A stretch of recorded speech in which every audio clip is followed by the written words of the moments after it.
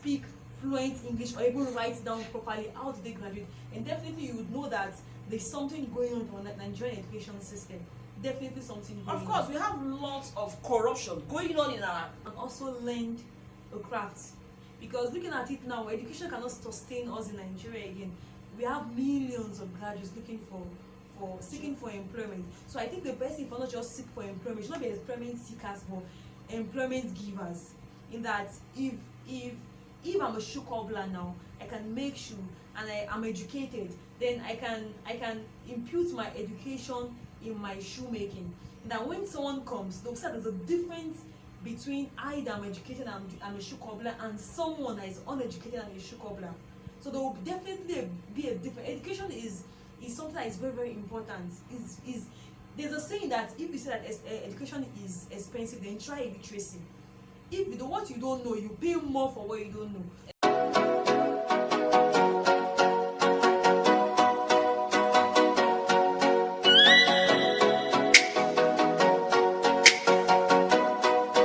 Hello guys, welcome back to my YouTube channel. I'm Miss Ifnia by name.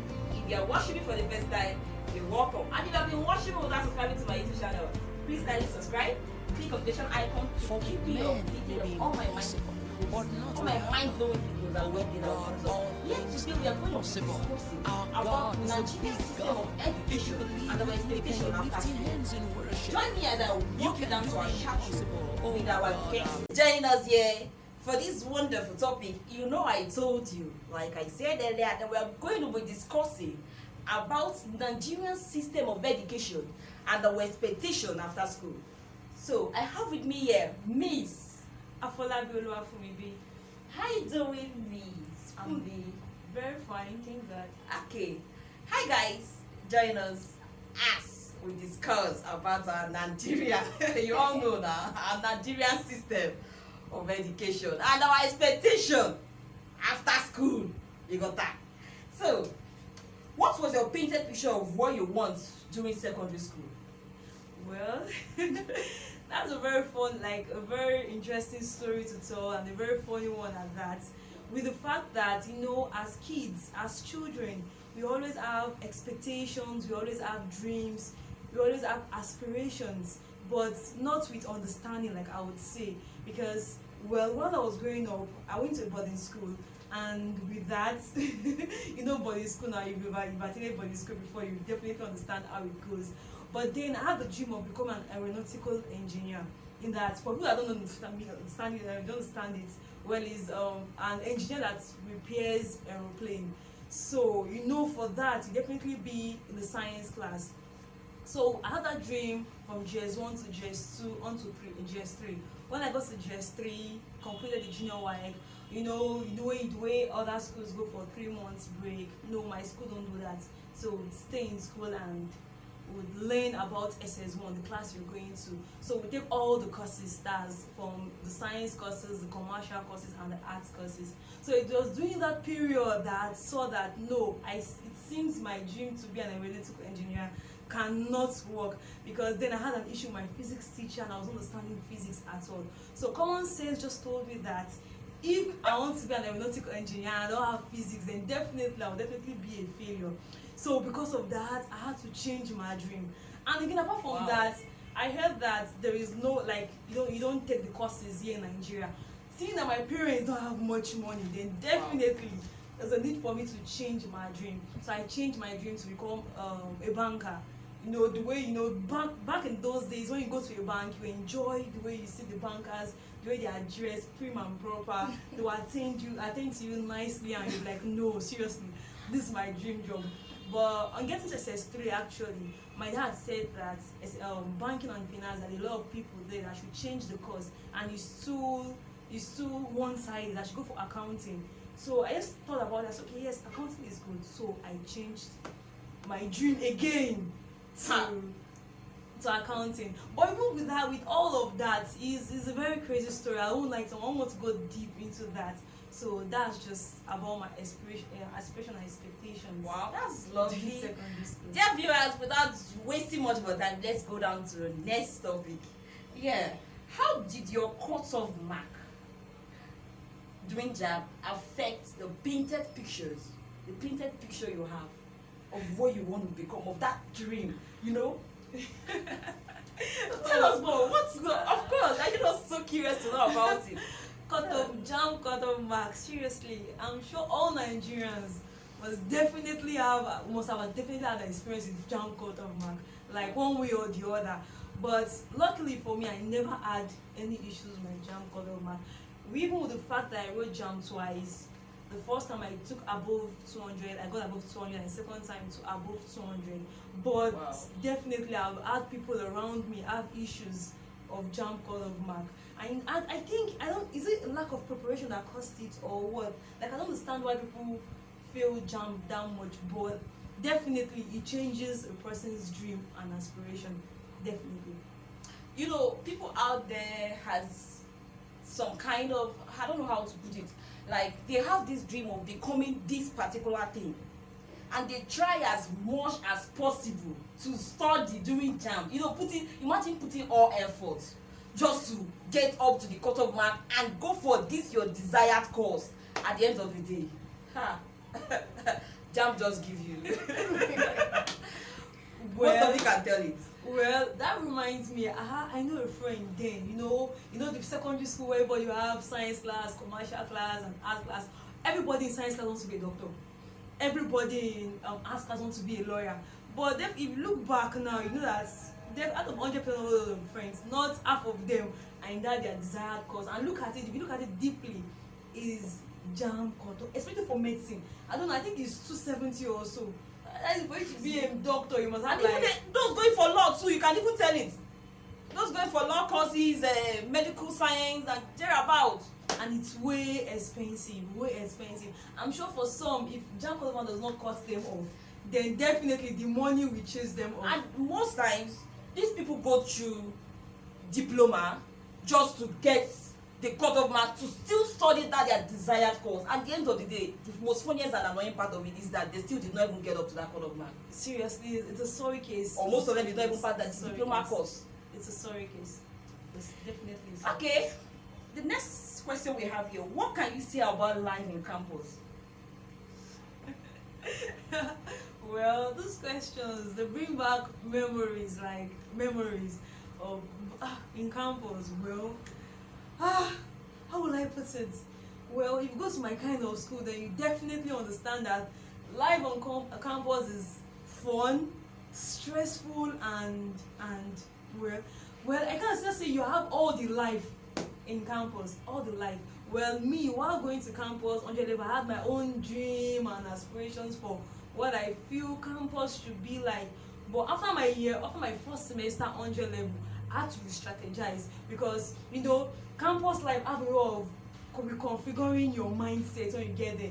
After the first result, when you see your first semester result, then you're like, no, definitely no, I have to change some things. But campus life on campus is fun.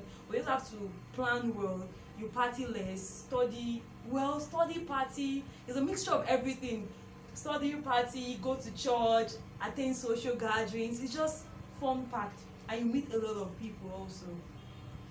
Yeah, that's life in campus. It's not that easy and it's not that fun, full of fun. So for those freshers out there, freshers, when you get admission, you're like, oh, I want to do this. You can get that life a whole lot of times, right there in campus. But if you are not careful enough, you get the carryover on most courses. That is if you are just going there for the fun and not to study. And also to know that in campus, when you get there 100 level, you have a lot of social activities, departmental parties, faculty parties, you have hostel parties, you have get-togethers. All those things can actually get into your head. Like I remember a friend of mine that had a brother. The brother came over, computer science, my school then, 100 level, so he was a good footballer. So almost every day he goes to play football. Then I would tell him that, hey, mister, this thing you're doing, will it turn out well? He'll be like, no, I'm the most brilliant school now, sent when I was in secondary school. And I was like, okay. So the sister was always talking, and I told the sister that, see, just leave him alone. First semester results, always teach people the next thing to do. Oh, seriously, I was not surprised when the second semester we came back and he was very sure. Like, I was like, guy, what happened now? I was like, no, don't even talk about it. Don't even talk about it. Anyway, you understand now. So, but freshers, you enjoy yourself, and you have to study also, not just enjoy my Okay, that's the next question. Were you able to achieve your expectations after school? After your university, were you able to achieve that dream? Of course, I know. Like I said, Jam Color Mark will change everything concerning your dream, concerning your course. And now, most of us will say, okay, well, can't we just go down to this particular course? And now, you begin again to have another dream. You know, you begin to have another dream of this course, after this whole course, studying this course in school, I'm going to do this, I'm going to do that when I'm out. So, were you able to achieve those expectations, those dreams after school?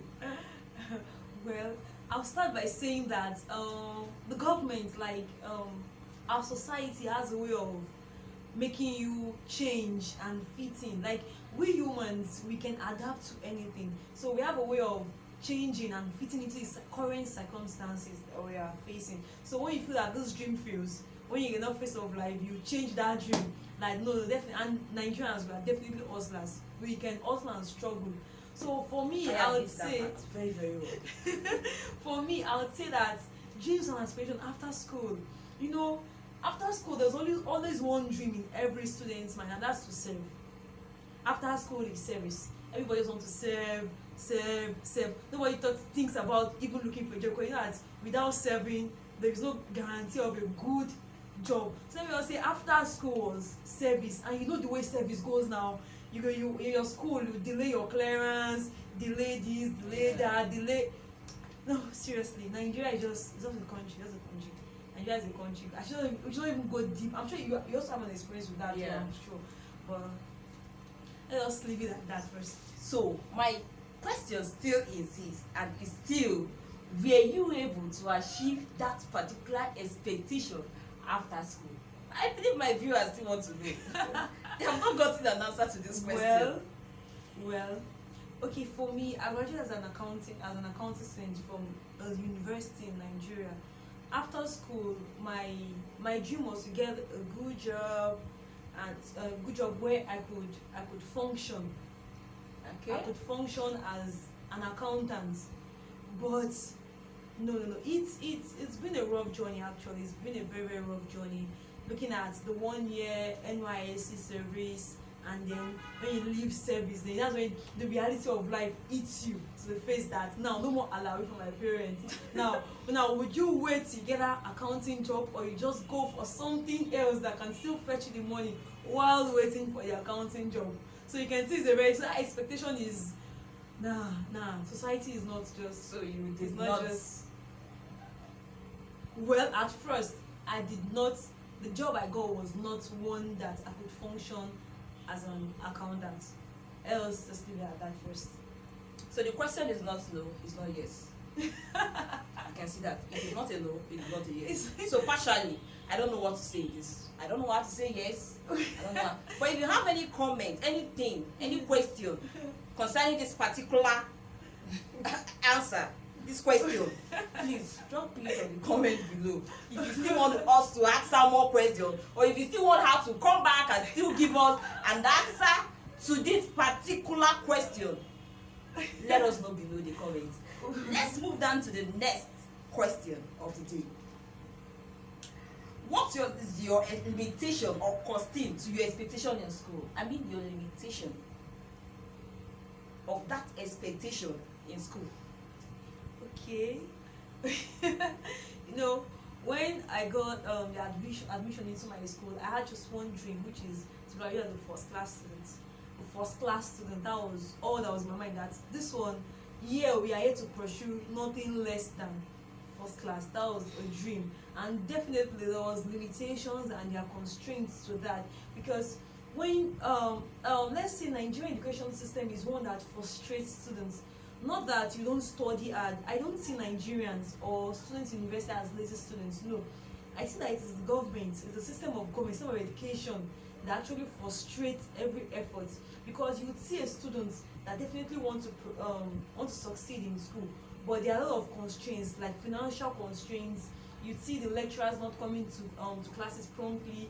you'd see where lecturers even want to teach you, and at the end of it they'll still give you exam with questions that you don't even have an idea about, and you even see where you pass well, and the lecturer will tell you, the faculty will tell you that all your students pass so much that they have to cut out of the mark. So these are things that limitation and constraints. But definitely it's the financial issue. You know, it's a student that feeds well, that has the energy to read well. Because if you don't feed well, there's no how you can read well. Definitely. Exactly. And when you are not happy, there's no how you can read and you assimilate well. Because you know, while in school, many people have family issues, issues with school fees, issue with a lecturer, issue with house rent, a lot of issues with students. So I would say that when it comes to limitations to a student succeeding in university, there are a lot, like countless of it. Like it just depending on the coin, what the coin faces to you, like the part of the coin that that is facing to you. There are some that they have it all, but they don't have the motivation. There are some that is just the fact that going to having evening lectures. Imagine coming to school early in the morning from 7 a.m. you go in the lecture theater waiting for the lecturer to come. The lecturer will not come till 6 p.m. Now imagine the morale of the student definitely is shattered already. So there are a lot of limitations and constraints. Okay, guys, hope you can pick points. Yeah, the next question. There are people who are not able to fulfill the expectation in school. What's your advice to them? I believe a lot of people out there with the spending, putting a whole lot, the whole effort and everything, at the end of the day, they are unable to achieve the expectation in schools. Of course, I do hear people that saying a graduate cannot even read. I don't know. I ask myself, how is that person able to graduate out of school? And now, talk of now, this person is also looking for a job. We have people who are well educated. I mean, you know, there are two types of people: the ones that go to school to learn, and the ones that go to school with an empty brain and still graduate with an empty brain. Look, which is just the truth. Now, to those out there generally now that are unable to fulfill their expectation in school, what's your advice? Okay, like I would say, like I was reading a post some time ago on Google about Nigeria education system, and there was a statement that was made. It said millions of Nigerian graduates are underdeveloped graduates. And that when you bring in Nigerian, Can you please be more louder so they can get it? okay, This it comment, says that repeat it again. millions of Nigerian, like we have millions that are undergraduates, and we have millions of graduates that are underdeveloped graduates. In that when you put them side by side with graduates from other countries, and they're able to develop well, and that's why you see many companies, they think twice before even offering a graduate job. Because what's the essence? Why would you call you a graduate and you cannot answer a simple question in English? You cannot coordinate well a simple sentence in English and you expect to get the job, then definitely it's a no matter how much you've spent. Then that also should also take us back to, how did you graduate? Exactly. Because if you cannot construct a good sentence, then how did you graduate? Then definitely we should know that there's a corruption in our system, educational system. Because if a student that reads well and can construct a good sentence cannot graduate, is having career and speed.